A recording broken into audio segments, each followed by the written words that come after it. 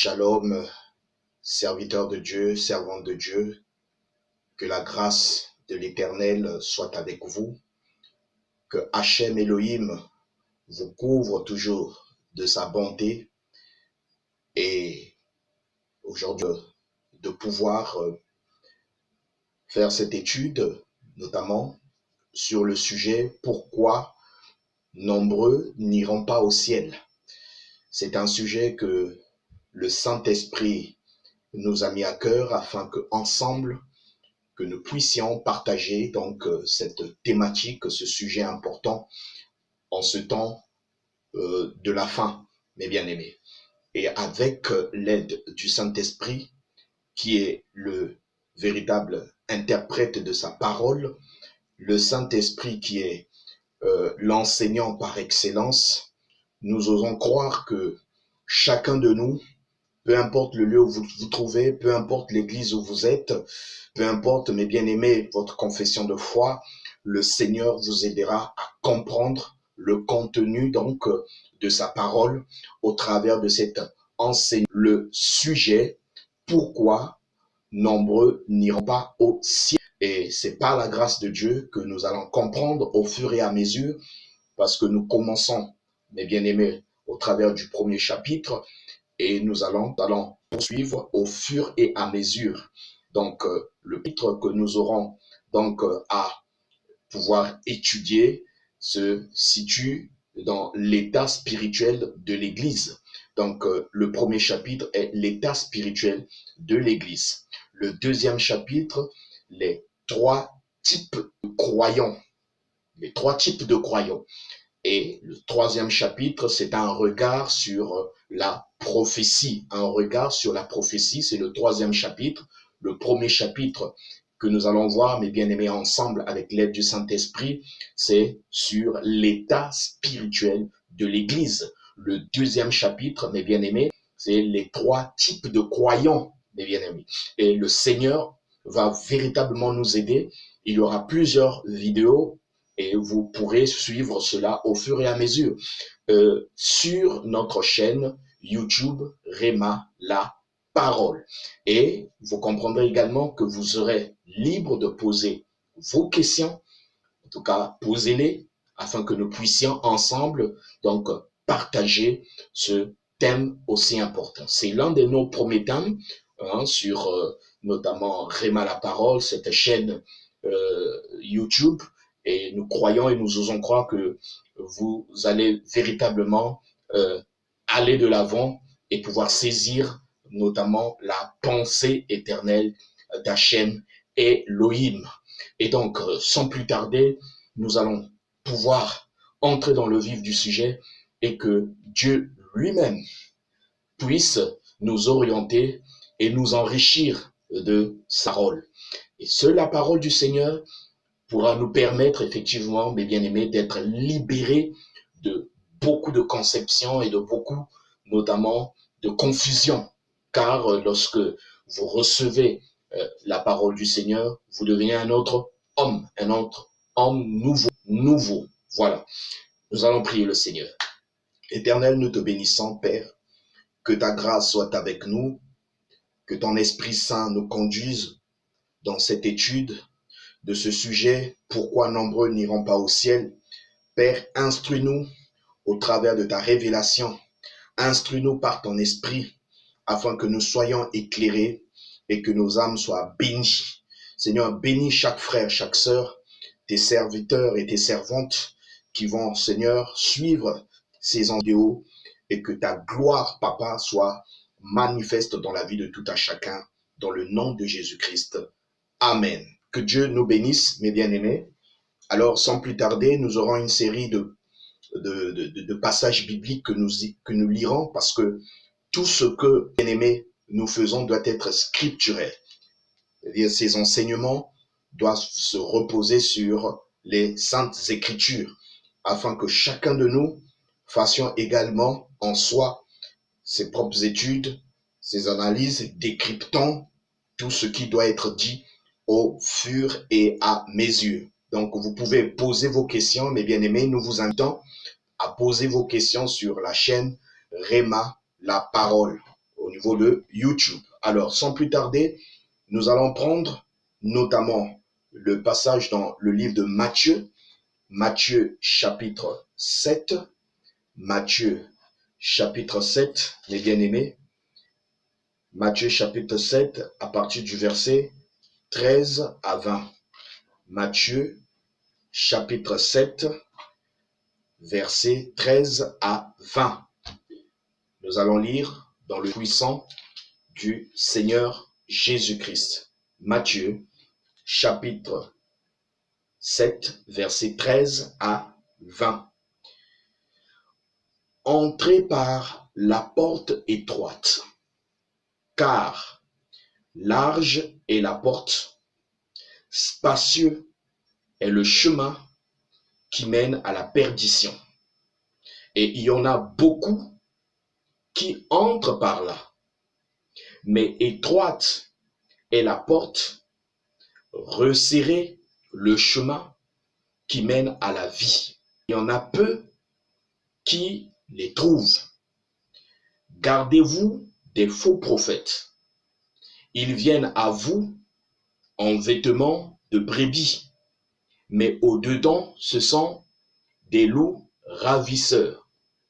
Vous les reconnaîtrez à leurs fruits. Cueille-t-on des raisins sur des épines ou des figues sur des chardons? Tout bon arbre porte de bons fruits, mais le mauvais arbre porte de mauvais fruits. Un bon arbre ne peut porter de mauvais fruits, ni un mauvais arbre porter de bons fruits. Tout arbre qui ne porte pas de bons fruits est coupé et jeté au feu. C'est donc à leurs fruits que vous les reconnaîtrez. Que Dieu bénisse sa parole. Nous avons une série de passages bibliques, mes bien-aimés, que nous aurons à lire au fur et à mesure. Alors, mes bien-aimés, notre passage nous explique énormément beaucoup de choses. Ce verset biblique, mes bien-aimés, nous instruit déjà et donne le temps donc de notre enseignement. Et cet enseignement se focalise sur le sujet beaucoup ou nombreux. Pourquoi nombreux n'iront pas au ciel? Pourquoi nombreux n'iront pas au ciel? C'est une question importante qu'il faille se poser afin que, mes bien-aimés, nous soyons interpellés parce que nous sommes à une période assez compliquée. La période où nous nous trouvons est appelée la période de Laodicée, qui veut dire la confusion épaisse. Et pourquoi, mes bien-aimés, le Seigneur nous a donné ce sujet à méditer, à étudier? Parce que beaucoup pensent que le ciel sera à la disposition de tout le monde. D'aucuns pensent que tout le monde ira au ciel comme si rien n'était, mes bien-aimés. Nullement. Car pour hériter du royaume des cieux, mes bien-aimés, il s'agira effectivement de comprendre beaucoup de choses, de pratiquer beaucoup de choses. Et c'est ce que nous allons voir au fur et à mesure, parce que la compréhension notamment de la parole de Dieu ne peut être possible que si et seulement si le Dieu Tout-Puissant nous le permet ou nous fera rentrer donc dans sa pensée éternelle. Et nous voyons ici, mes bien-aimés, lui-même, Yehoshua Mashiach, donc qui s'adresse à ses disciples et au peuple qui l'écoutait régulièrement. Dans notre premier chapitre, nous voyons donc l'état spirituel de l'Église. L'état spirituel de l'Église, c'est notre premier chapitre. Il y aura un deuxième chapitre, celui des 3 types de croyants. Et ensuite, le dernier chapitre, troisième chapitre, voilà, qui sera un regard sur la prophétie. Et là, nous allons vraiment rentrer dans des grandes révélations parce que, mes bien-aimés, la révélation nous permet d'asseoir la compréhension donc des Écritures. Alors, pour notre premier chapitre, l'état spirituel de l'Église. Aujourd'hui, mes bien-aimés, nous avons un constat amer, un constat triste, un constat de deuil, en voyant l'état, mes bien-aimés, de l'Église en notre temps, en notre période, et surtout que nous sommes au temps de la fin, mes bien-aimés. Il y a eu l'âge alpha et nous sommes à l'âge oméga. Il y a eu l'âge alpha et nous sommes à l'âge oméga. Nous constatons, nous voyons, mes bien-aimés, énormément de choses, et d'ailleurs même au sein de l'Église, pour voir l'état notamment spirituel de cette Église qui prétend notamment être ce qu'elle est. Mais comment, au regard donc d'Hachem Elohim lui-même, ce n'est pas un constat honorable, mes bien-aimés. L'Église est dans un état comateux. Il y a un pourrissement au sein même de l'Église. Les fondations même de l'Église est émiettée par énormément de choses. Et c'est ce qui fait en effet que nombreux ne pourront pas aller au ciel parce que l'Église pose problème déjà. Servant, mais homme de Dieu, l'Église, ce n'est pas des bâtiments. Oui, c'est vrai. C'est un lieu de culte où chacun se retrouve dans son assemblée, dans son église, dans notamment sa communauté pour pouvoir vivre cette communion fraternelle. L'église, dans son ensemble, bâtiment, est utile également. Parce que si nous voyons Actes des Apôtres, le chapitre 2 notamment, nous voyons qu'ils se rassemblaient en un lieu. Mais la véritable église, ce sont les individus. Nous toucherons cela au fur et à mesure, mes bien-aimés, mais nous voudrons montrer quelque chose afin que là où nous voulons en arriver, que tous arrivent à comprendre. Et donc, nous allons lentement mais sûrement. Bien, l'état spirituel de l'Église aujourd'hui. Et nous parlons donc des assemblées, nous parlons des communautés, nous parlons des organisations, nous parlons de notamment permet en sorte que les chrétiens puissent se retrouver pour écouter et participer. Alors, la situation est grave. Pourquoi?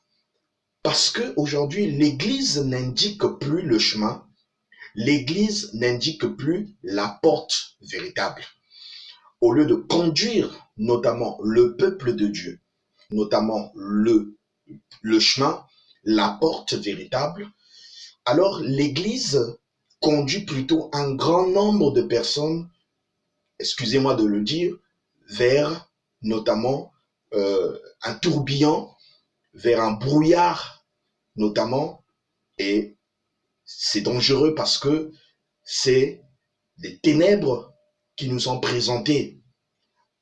Faisons très bien attention, il y a des très bonnes églises, mais il y a en plus, mes bien-aimés, des églises aussi de nom, entre griffes, qu'ils appellent l'église, qui conduisent énormément de personnes, notamment vers la perdition.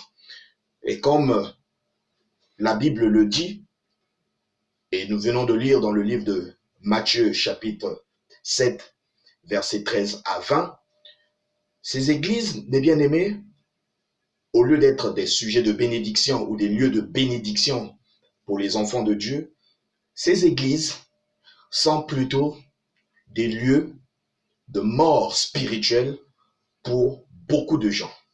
La remarque en est que certains viennent à l'église sincèrement pour chercher la face de Dieu, mais arriver dans ces lieux, ces bâtiments, ces assemblées, ces communautés, les bien-aimés, eh ben, le frère ou la sœur trouve la mort au lieu de trouver la vie.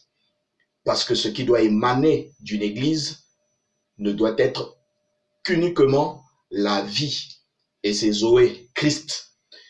Et donc, l'église en soi, au regard de ce que le Seigneur vient de dire dans Matthieu, chapitre 7, versets 13 à 20, l'église qui devrait être ce lieu approprié où les enfants de Dieu devraient écouter la parole, se nourrir de cette nourriture spirituelle au temps convenable, malheureusement, beaucoup sont égarés.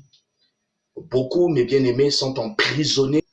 Beaucoup, mes bien-aimés, sont dans la servitude spirituelle et meurent pleinement.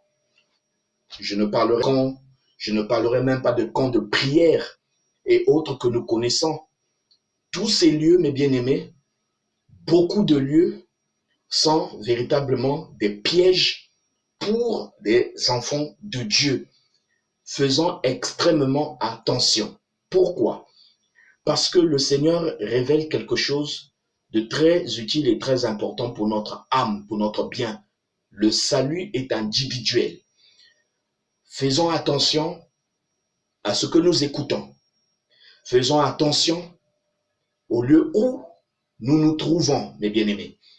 Si véritablement, là où nous devrions nous retrouver pour être nourris spirituellement afin que nous puissions croître et que notre relation profonde avec le Seigneur soit encore plus forte, mes bien-aimés, mais si nous constatons que nous mourons, que nous sommes en train de dépérir spirituellement, mes bien-aimés, sachez-le que le lieu où vous vous trouvez est un lieu de mort pour vous, car la mort spirituelle n'est pas loin. Lorsque vous n'êtes pas nourri de la vraie parole, de cette nourriture spirituelle convenable pour votre âme, eh bien votre âme va en subir un coup. Et c'est pourquoi, mes bien-aimés, nous voulons sensibiliser, réveiller, interpeller chacun de nous afin que nous sachions exactement où nous nous trouvons. Nous ne jugeons pas les églises, mais c'est la parole et c'est le Saint-Esprit qui nous donne la sagesse afin que nous sachions exactement où nous nous trouvons. Parce que, mes bien-aimés, le jour du jugement, le jour de l'enlèvement, si vous ne partez pas, alors sachez-le que vous avez vous-même été parmi ceux qui ont accepté de mourir bêtement et dans l'incrédulité. Tandis que le Saint-Esprit souhaite effectivement nous réveiller afin que nous puissions comprendre ce qu'il en est du lieu où nous adorons, nous louons, nous écoutons la parole de Dieu. Ce n'est pas dans n'importe quelle église, mes bien-aimés, que vous devriez aller reposer votre âme afin d'écouter cette soi-disant parole de Dieu. Soyez instruits par le Saint-Esprit, demandez, mes bien-aimés, l'orientation du Saint-Esprit. C'est très important, surtout en notre période de la Odyssée. Nous allons lentement mais sûrement dans notre enseignement, mes bien-aimés, et nous allons comprendre qu'au fur et à mesure qu'il y a tellement de choses et le contexte, mes bien-aimés, est volatile. Il y a tellement d'enjeux spirituels, mes bien-aimés, soyons très prudents, soyons sages et ayons le discernement. Alors l'Église en soi n'indique plus le chemin et la porte qui est Jésus-Christ. Pourquoi? Parce que l'Église a été infiltrée. L'Église a été infiltrée. Et je parle de quelle Église? L'Église des nations a été infiltrée. L'Église bâtiment a été infiltrée. Infiltrée par des faux oins. Je parle des faux oins. Ça peut être, mes bien-aimés, des hommes qui prétendent être des apôtres, qui prétendent être des docteurs, qui prétendent être des prophètes, qui prétendent être des bishops, en tout cas, entre griffes, vous-même vous savez, qui prétendent être des archibishops, mes bien-aimés. Donc, l'Église est infiltrée. Infiltrée notamment par ces agents du diable. Et qu'est-ce qu'ils font? Ce sont des impies qui viennent troubler le peuple de Dieu. La Bible dit, ce sont des ouvriers de l'iniquité, mes bien-aimés. Et vous allez voir vous-même, au travers de la parole, au fur et à mesure que nous allons donc étudier, vous allez lire les passages bibliques qui vont vous-même vous réveiller et vous donner la compréhension nette et exacte de ce que nous disons au travers donc de notre thème, pourquoi nombreux n'iront pas au ciel. Vous pourrez lire exactement Matthieu chapitre 7, le verset 21 à 29. Si nous lisons effectivement ce qu'il en est dit ici, mes bien-aimés, le Seigneur dit ceci. Ceux qui me disent Seigneur, Seigneur, n'entreront pas tous dans le royaume des cieux. Ceux qui me disent Seigneur, Seigneur, n'entreront pas tous dans le royaume des cieux, mais celui-là seul qui fait la volonté de mon Père qui est dans les cieux. Plusieurs me diront en ce jour-là, Seigneur, Seigneur, n'avons-nous pas prophétisé par ton nom? N'avons-nous pas chassé des démons par ton nom? Et n'avons-nous pas fait beaucoup de miracles par ton nom? Alors je leur dirai ouvertement, je ne vous ai jamais connus. Retirez-vous de moi, vous qui commettez l'iniquité. C'est pourquoi quiconque entend ces paroles que je dis et les met en pratique sera semblable à un homme prudent qui a bâti sa maison sur le roc. Amen. Alors, mes bien-aimés, ces soi-disant oints de Dieu, ces soi-disant serviteurs de Dieu, mes bien-aimés, qui ont infiltré l'Église.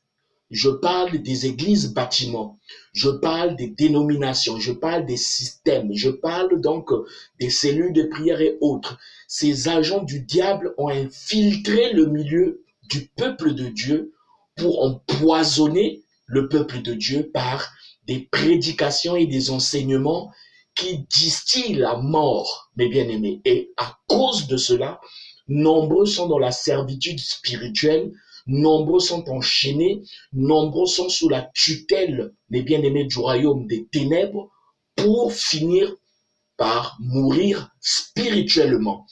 Et donc, au regard de ce que nous venons de lire, mes bien-aimés, dans le livre de Matthieu, chapitre 7, versets 13 à 20, et Matthieu, chapitre 7, versets 21 à 29, le Seigneur lui-même a rappelé qu'il y a eu des faux et il y a des faux prophètes, pas seulement des faux prophètes en ministère, il y a aussi des faux docteurs, des faux évangélistes, des faux pasteurs, mais bien aimés, des loups qui sont rentrés, qui ont infiltré l'Église. Et les bien-aimés frères et sœurs qui sont sincères finissent sincèrement par se faire, les bien-aimés, tuer spirituellement. Et au-delà de cela, lorsque le temps de la rédemption arrivera, ces bien-aimés frères et sœurs ne pourront pas monter au ciel. Et c'est pourquoi, mes bien-aimés, ce thème est évocateur. Pourquoi nombreux n'iront pas au ciel? Dans ce chapitre, l'état spirituel de l'Église, beaucoup n'iront pas au ciel tout simplement parce qu'ils sont au mauvais lieu. Et dans ce lieu où ils se trouvent, mes bien-aimés, ils reçoivent des enseignements qui ne construisent pas leur âme, mais au contraire, qui les captivent encore de plus belle, donc, mes bien-aimés, dans la mort. Et finalement, nous constatons que l'égarement, il y a un esprit d'égarement qui est rentré dans l'Église, il y a un esprit de séduction qui est rentré dans l'Église, il y a un esprit d'aveuglement spirituel qui est rentré dans l'Église, et c'est ce qui détruit, c'est ce qui tue, mes bien-aimés, le peuple de Dieu. En tout cas, beaucoup, nombreux sont tombés dans cette séduction, et lorsque l'on apporte la vérité, ces bien-aimés ne peuvent pas comprendre parce qu'ils sont aveuglés, entièrement, totalement. Un esprit, mes bien-aimés, d'égarement dans l'Église, un esprit d'aveuglement et une séduction totale, une puissance de séduction qui emporte des millions de soi-disant chrétiens, mes bien-aimés, qui remplissent et qui pilulent notamment nos églises. C'est-à-dire, lorsque vous allez dans la rue, dans chaque pays, dans chaque ville, dans chaque ruelle, vous constatez qu'il y a des milliers d'églises. Et la question qu'il faille se poser, est-ce que tout ce monde, véritablement, se retrouvera au ciel? Alléluia. Nous allons lire Apocalypse, chapitre 3, le livre de Révélation, Apocalypse, chapitre 3, qui va nous ouvrir un peu l'esprit pour voir cette église, au lieu de se repentir, cette église apostate, au lieu de revenir à Christ, au contraire, elle prend plaisir de demeurer dans cet état spirituel de mort complet. Apocalypse chapitre 3, versets 14 à 22, nous lisons: écrit à l'ange de l'église de Laodicée, notre période aujourd'hui, notre époque aujourd'hui est appelée Laodicée. Voici ce que dit l'Amen, le témoin fidèle et véritable, le commencement de la création de Dieu. Je connais tes œuvres, je sais que tu n'es ni froid ni bouillant, puisque tu es froid ou bouillant. Ainsi, parce que tu es tiède et que tu n'es ni froid ni bouillant, je te vomirai de ma bouche. C'est le Seigneur qui le dit. Il vomira cette église qui n'est ni froide, qui n'est ni chaude, mais qui est tiède. Une église tiède complètement. Et c'est très, très dangereux pour une telle église où vous allez et prétendez chercher la face de Dieu, adorer le Seigneur. Sortez de là, mes bien-aimés. Sortez de là. Sortez de ces églises qui vous empoisonnent et qui détruisent votre vie véritable, votre connexion avec Dieu, tandis que vous êtes un fils véritable, une fille véritable, mais vous êtes enchaîné dans ces églises pour une raison, pour une autre. Il y a l'égarement, il y a la séduction et, mes bien-aimés, il y a l'aveuglement. Parce que tu dis, je suis riche et je me suis enrichi, je n'ai besoin de rien. Je n'ai besoin de rien. Et parce que tu ne sais pas que tu es malheureux, misérable, pauvre, aveugle et nu, je te conseille d'acheter de moi de l'or éprouvé par le feu, afin que tu deviennes riche, et des vêtements blancs, afin que tu sois vêtu, et que la honte de ta nudité ne paraisse pas, et un collier pour oindre tes yeux, afin que tu vois. Moi, je reprends et je châtie tout ce que j'aime. Aie donc du zèle et réponds-toi. Voici, je me tiens à la porte et je frappe. Si quelqu'un entend ma voix et ouvre la porte, j'entrerai chez lui et je soupirai avec lui et lui avec moi. Mes bien-aimés, l'état spirituel de l'Église, nous voyons cette Église qui se dit être riche, qui n'a besoin de rien, qui n'a pas besoin du Saint-Esprit, qui n'a pas besoin d'être conduit par le Saint-Esprit. Mais bien aimé, elle ne sait pas que cette église est pauvre, misérable et nue. Mais on parle de qui, mes bien-aimés? De ceux qui prient dans cette église bâtiment, de ceux qui prétendent être en connexion avec Dieu, de ces faux prophètes, de ces faux oints, mes bien-aimés, qui empoisonnent l'église, qui détruisent l'église. Et beaucoup de bien-aimés sont enchaînés. Beaucoup de bien-aimés ne vivront pas l'enlèvement parce qu'ils sont égarés et ils sont séduits. Et ici, il est dit que Jésus, mes bien-aimés, se tient à la porte. Ça veut dire que le Seigneur est hors l'église. Le Seigneur Jésus a été rejeté. Alors, vous priez dans quelles conditions? Vous priez quel Dieu? Car si vous n'adorez pas Dieu, vous adorez un autre esprit. Et c'est l'esprit, mes bien-aimés, du diable, de l'antichrist, qui est revêtu d'un semblant de séduction, d'habit, qui vient vous séduire pour vous égarer complètement. Mes bien-aimés, sachant véritablement être conduit par le Saint-Esprit, sachant marcher dans le discernement. Jésus-Christ a été chassé de l'Église et la mort donc s'est installée spirituellement, une tiédeur s'est installée dans l'Église, un manque de discernement. On ne peut plus discerner véritablement. Si vous n'avez pas le Saint-Esprit, vous ne comprendrez pas la parole de Dieu, vous ne saurez pas ce qui se passe réellement. Et nombreux, mes bien-aimés, sont engloutis dans cette apostasie, dans cet aveuglement, dans cette mort spirituelle, mais pensant être dans l'église du Seigneur. Sortez de là, mes bien-aimés, cherchez la face de Dieu, demeurez dans la présence du Seigneur et vous serez éclairés par le Saint-Esprit. Attachez-vous à Jésus et non en un homme, car malheur à celui qui se confie en l'homme. Heureux plutôt celui qui se confie en Jésus-Christ. C'est notre Seigneur, c'est notre Sauveur. Mes bien-aimés, soyons pleinement conduits par le Saint-Esprit, car Dieu seul nous conduira. Alors c'est pourquoi nous allons poursuivre dans notre deuxième partie de ce premier chapitre, l'état spirituel de l'Église. Que Dieu vous bénisse, que Dieu soit avec vous.